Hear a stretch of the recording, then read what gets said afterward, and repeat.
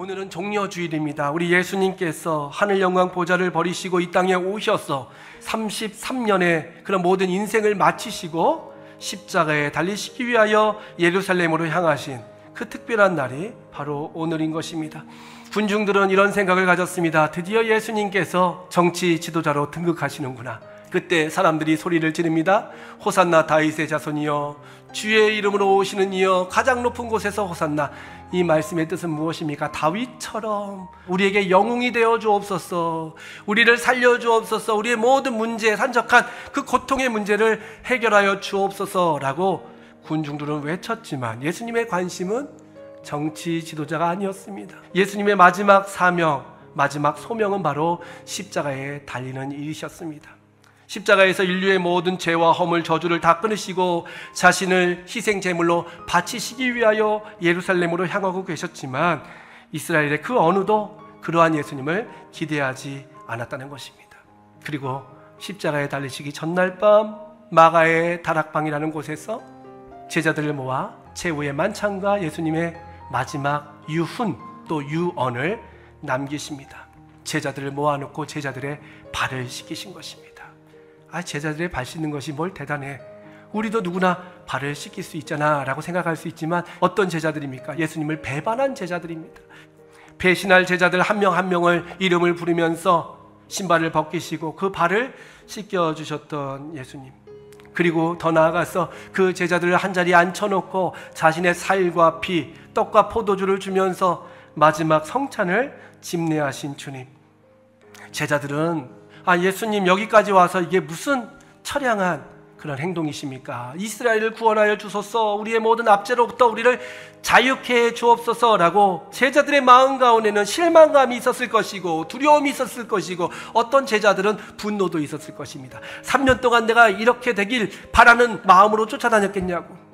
주님, 이거는 아닙니다. 내가 3년 동안 모든 나의 생업을 다 포기하고 가정을 떠나고 귀중한 시간을 다 포기하면서 주님을 따랐는데 안 죽으신다니요, 아니 매를 맞으신다니요, 아니 십자가에 달리신다니요, 이건 말이 되지 않습니다 라고 주님께 강하게 항변을 했을 것입니다. 그때 예수님은 제자들에게 뭐라고 말씀하십니까? 두려워 떨고 있는 제자들, 상심한 제자들, 어쩜 분노하고 있는 제자들 향하여 너희는 마음에 근심하지 말라라고 말씀하고 있어요. 하나님을 믿어라, 나를 믿어라, 끝까지 내가 너와 함께 할 것이다. 임마누엘로 함께 할 것이고 여호와 이레로 함께 할 것이니 너희는 두려워하지 말라라고 주님은 당부하셨습니다. 그때 한 제자가 이렇게 묻습니다. 주여, 내가 주님 가는 길을 어찌 알겠사옵나이까? 주여, 어디로 가시나이까?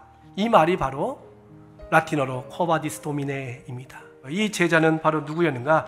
오늘 5절 말씀해 보니까 도마라고 기록되어 있어요. 도마는 어떤 제자였습니까? 여러분, 도마하면 생각나는 것이 많이 있죠?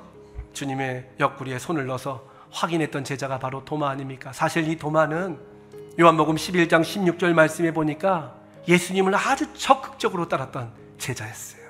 죽었던 나사로를 살리시는 그 상황 가운데서 예수님을 절대적으로 신뢰했던 도마는 예수님과 함께 모든 것을 다 할 수 있으리라고 생각했어요. 죽었던 나사로를 살리시는 그 예수님의 능력만을 바라보게 된 거예요. 이 예수님이라면, 이분이라면 나의 인생을 다 바꿔주실 수 있고 나의 불안한 마음, 나의 두려운 마음, 미래를 알 수 없는 초조한 걱정, 근심 다 해결해 줄 수 있는 분이라 확신했기 때문에 그 어느 제자도 외치지 않았던 우리가 주와 함께 죽으러 가겠습니다, 주와 함께 동고동락하겠습니다 라고 외쳤던 제자가 바로 도마였어요. 근데 갑자기 예수님께서 예루살렘으로 향하셔요. 거기까지는 괜찮은데 내가 십자가에 달려서 너의 모든 저주와 사망의 권세를 담당하고 죽겠다라고 말씀하시니까 도마가 이제 헷갈리기 시작하는 거예요. 내가 3년 동안 따라다녔던 예수, 이 예수가 갑자기 엉뚱한 행동을 하고 엉뚱한 말을 하니까 두려웠던 도마는 이런 이야기를 할 수밖에 없었다는 것이죠. 주여, 어디로 가십니까? 주여, 지금 뭐 하고 계십니까? 주여, 헷갈립니다. 주여, 답답합니다 라는 이야기를 하게 된 거예요. 우리 또한 신앙생활을 하다 보면 주님을 향한 불신, 주님을 향한 의심이 생길 때가 참 많이 있습니다. 나에게 축복이 찾아오고 건강이 찾아오고 나에게 성공이 찾아와야 되는데 갑자기 엉뚱한 십자가가 찾아오고, 갑자기 질병이 찾아오고, 갑자기 가난이 찾아오고, 갑자기 삶 가운데 여러 문제가 찾아왔을 때 우리 또한 도마와 같이 쿼바디스 도미네, 주여 뭐하고 계십니까? 주여 어디로 가십니까? 라고 질문할 수 있다는 것이죠. 아마 성경에 기록되지 않았지만 이 도마는 예수님이 십자가에 달리셨을 때 가장 먼저 도망갔던 제자가 바로 도마가 아니었을까 생각이 됩니다. 너무나 실망이 큰 거예요. 예수님을 3년 동안 따라다녔는데, 예수님이 막 병자도 고치시고 죽은 사람도 살리시고 파도와 바람도 잠잠케 하시는 그 능력을 봤을 때 바로 이분이다라고 외쳤는데 갑자기 십자가에 달려 돌아가신다고 하니 얼마나 큰 낙심과 상심이 있었겠습니까? 그래서 예수님이 십자가에 달리시고 부활하셨을 때도 이 토마는 따로 놀았던 것 같아요. 그때 다시 제자들을 만났을 때 제자들이 이런 얘기를 합니다. 주님께서 살아나셨다, 주님께서 우리 앞에 나타나셨다라는 얘기를 하니까 도마가 뭐라고 해요? 그런 말 하지도 마라. 나 그 사람한테 완전 실망했다. 너희들 얘기 다 헛소리다. 창자국, 예수님의 못자국을 만져보지 않고 손으로 확인하지 않고는 믿지 않겠다라고 서원까지 합니다. 아니 10명의 제자들이 지금 예수님 부활하셨다, 예수님 살아나셨다 막 외치고 있는데 도마는 여전히 자기의 비늘에 갇혀서, 자기의 색안경에 갇혀서 예수님을 불신하고 하나님의 역사, 제자들의 고백을 믿지 않았다는 것입니다. 요한복음 20장 26절 말씀해 보니까 8일이 지났다라고 말씀하고 있어요. 그때 예수님께서 다시 나타나셔서 도마를 찾아가십니다. 여러 제자가 있었지만 도마 앞으로 가서 내 손가락을 이리 내밀어 내 손을 보고 내 손을 내밀어 내 옆구리에 넣어보라.